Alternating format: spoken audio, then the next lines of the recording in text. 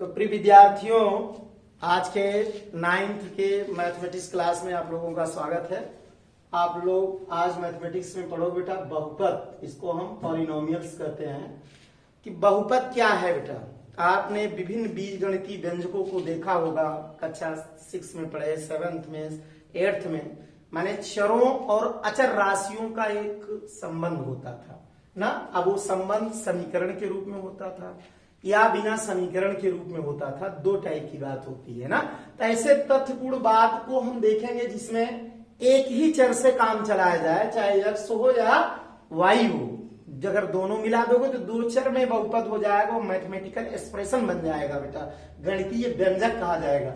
लेकिन अगर हम एक चर वाले बहुपद की बात करते हैं तो 3x² + 4s + 5 लिख दिया, मान लो ये चलिए बहुपद माना जाएगा बेटा। दूसरा कोई स्टैंडर्ड लिख दिया ax² + bs + c, ये दूसरे टाइप का बहुपद बन गया जिसमें चर x में द्विघाती है। कोई पॉलिनोमियल्स में क्यूबिक लिख दिया ax³ + bx² + cs + d, है ना। या कोई एक चरीय राशि लिख दिया x लिख दिया, कोई कहेगा सर ax + 1 लिख दे, कोई दिक्कत नहीं, ax = 100 लिख दो, कोई दिक्कत नहीं। ये दिए हुए मान जो है बेटा किसी न किसी में क्या है, बहुपद के आरेख को दर्शाते हैं। बहुपद का मतलब यहाँ है बेटा कोई भी चर राशि, है ना, जिसमें घाती रूप हो। घात कैसा हो बेटा, धनात्मक पूर्णांक हो। कैसा पूर्णांक हो, धनात्मक पूर्णांक हो। किसी चर राशि में धनात्मक पूर्णांक के साथ लिखा हुआ गणितीय जो व्यंजक है उसको हम लोग क्या कहते हैं, बहुपद कहते हैं। पहले बहुपद का परिभाषा लिख लेंगे आप लोग ना। तो किसी चर राशि की धनात्मक पूर्णांक, धनात्मक पूर्णांक का मतलब होता है बेटा ग्रेटर देन 0, माने जिसका मान पूर्ण हो, 1 हो, 2 हो, 3 हो, 4 हो, 5 हो, 6 हो, ऐसी राशियों को हम धनात्मक पूर्णांक कहते हैं। तो धनात्मक पूर्णांक, किसी चर राशि की धनात्मक पूर्णांक के साथ लिखा हुआ गणितीय व्यंजक, लिखा हुआ गणितीय क्या व्यंजक, है ना, उस चर राशि में बहुपद कहलाता है। चर राशि में क्या कहलाता है, बहुपद कहलाता है।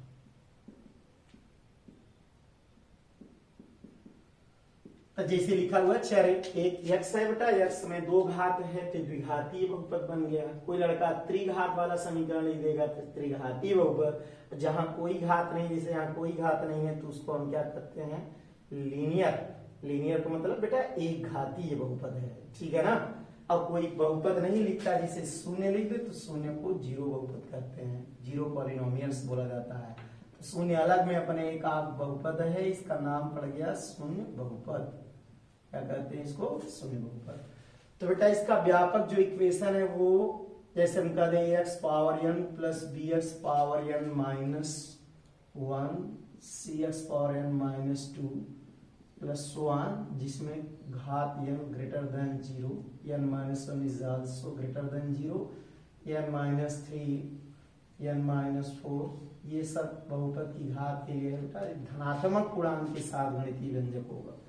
उनको हम लोग क्या कहेंगे, बहुपद। या इसी को जनरल इक्वेशन में a1 a0 + a1x + a2x² a3x³ so on बेटा कहाँ तक लिख सकते हो, अनंत पावर तक ना।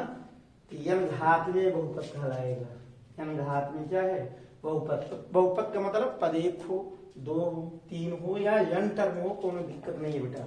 घात के साथ अगर बहुपद को बताओगे तो एक घाती बहुपद, द्विघात बहुपद, त्रिघात बहुपद, चतुर्घात बहुपद, आगे n घात वाला बहुपद आप नोट कर सकते हो।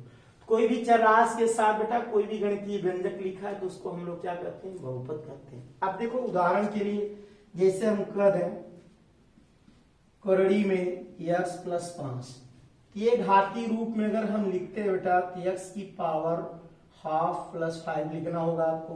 क्योंकि ये फ्रैक्शन में पावर होता है तभी हम इसको करड़ी घात कहते हैं बेटा।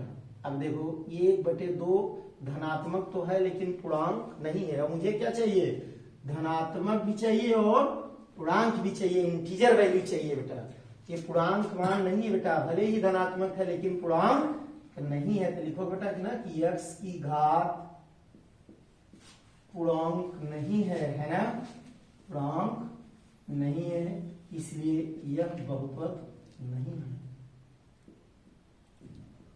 एक नंबर के सवाल आते हैं, चेक करना है कौन बहुपद है कौन नहीं है, तो आप पहले समझ लो बेटा। दूसरे एग्जाम्पल को हम लेते हैं। देखो जैसे मैं कह दूं बेटा 1/x प्लस कुछ भी लिखा है तेरी, आप देखते हैं क्या ये चर राशि अगर हर से अंश में जाएगी बेटा, इसके घातीय रूप को -1 लिखेंगे। घात के चिन्हों में परिवर्तन होगा भैया, कि कोई राशि हर से अंश में जाए या अंश से हर में आए, घातांकों के चिन्ह बदल दिए जाते हैं। कोई याद है तो 1 एज्यूम कर सकते हैं, 1 मान सकते हो बेटा। नीचे से ऊपर जाएगा तो घात ऋण 1 होगा, +3 अपने जगह लिखा। ये देख रहे हो यहाँ कौन सी घात आ गई, ऋणात्मक पूर्णांक।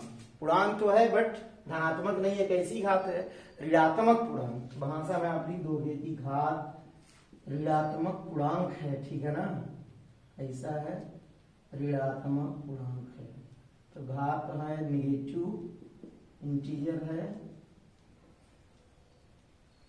इसलिए बहुपद नहीं है, इसलिए बहुपद नहीं है। अगर धन घात है, पूर्णांक घात है तब ये बहुपद होगा, अदरवाइज बहुपद नहीं। अचर में करड़ी हो सकती है। देखो यह धन करड़ी 5 कोई पूछे तो आप बताओगे फ्रेंड्स ये बहुपद है। हमें किस में देखना रहता है बेटा, चर में। यहाँ लिखा है ना चर राशि की घात, तो अचर से कोई मतलब नहीं है। चर राशियां x y z u v w t अक्षरों से व्यक्त की जाएंगी, अचर माने कोई गिनती होगी, अचर होगी। ये आपका बहुपद है ना, x + 1/3 कर दे ये बहुपद है। क्योंकि अचर की घात से मतलब नहीं है, आपको घात किसका देखना बेटा, चर। तो चर की घात अगर धनात्मक पूर्णांक है तो ये सब क्या बन जाएंगे, बहुपद, ठीक है। तो देखो बेटा बहुपद के शून्यक की बात करेंगे हम लोग ना, कि कोई भी मान बहुपद को शून्य करेगा कि नहीं करेगा। अगर शून्य करेगा तो उसको हम जीरोज ऑफ पॉलिनोमियल्स या बहुपद का शून्यक, शून्यक या मूल भी कर सकते हैं बेटा उसको। तो बहुपद के शून्यक की बात हम लोग करेंगे, ठीक है ना। तो zeros of polynomials, zeros of polynomials, बहुपद के शून्यक, बहुपद के क्या शून्यक है ना। तो शून्यक मतलब चर के जिस मान के लिए बहुपद का मान बेटा शून्य हो जाए उसे हम कहते हैं शून्यक। चर के जिस मान के लिए, चर के जिस मान के लिए बहुपद शून्य हो जाए है ना,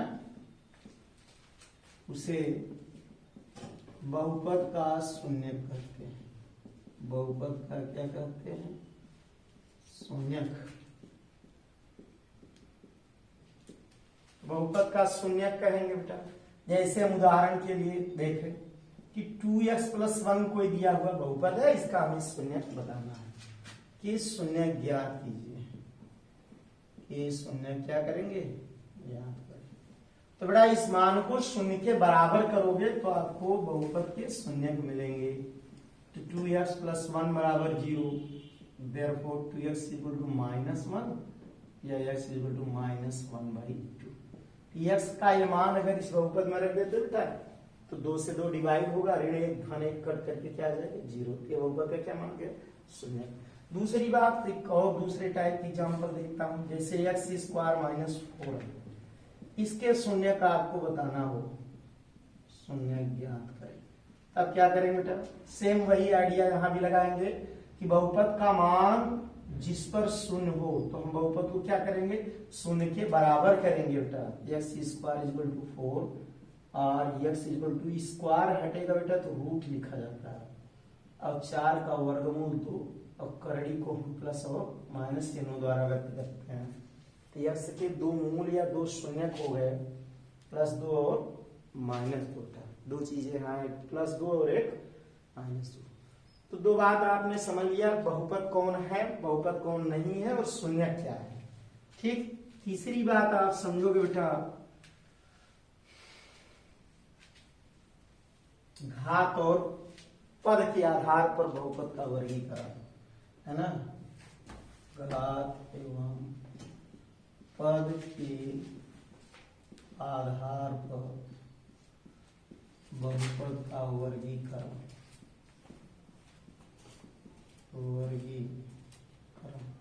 इधर आप देखो, जैसे मान लीजिए किसी में एक घात है, x+5 दे दिया, तो रैखिक बहुपद करते हैं इसको बेटा, क्या कहेंगे, रैखिक बहुपद। घात 1 है, कोई x² + bs + c लिख दिया, तो घात 2 है बड़ी, इसलिए इसका नाम है द्विघात बहुपद। क्या कहेंगे इसको, द्विघात बहुपद।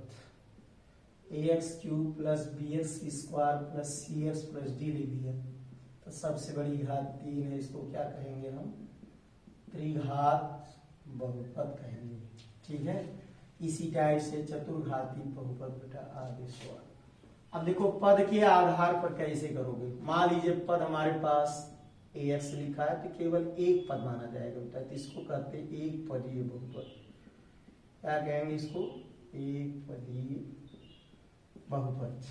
दूसरा बात, मान लो दो पद है, ax+5 कर दिया, b कर दिया, कुछ भी करो, तो एक पदीय। जोड़ और घटाने में अगर एक्सप्रेशन डिवाइड है तो एक पदीय बन गया, एक पदीय बन गया, इसको कहते हैं द्विपदीय बहुपद। क्या कहेंगे, द्विपदीय बहुपद। ठीक, आगे ऐसे त्रिपदीय बहुपद बेटा बढ़ाते जाइए, है ना।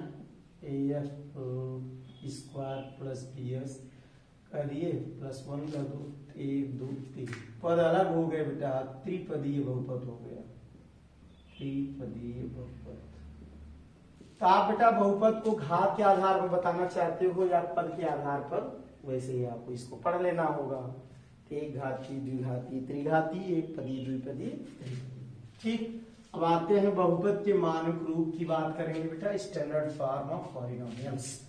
बहुपद के मानक रूप,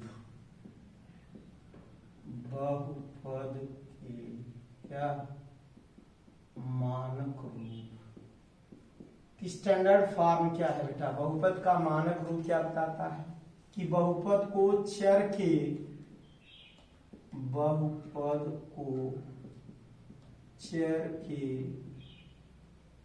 घातों के आरोही, आरोही माने बढ़ता क्रम, आरोही क्रम या अवरोही, अवरोही माने घटता क्रम, अवरोही क्रम में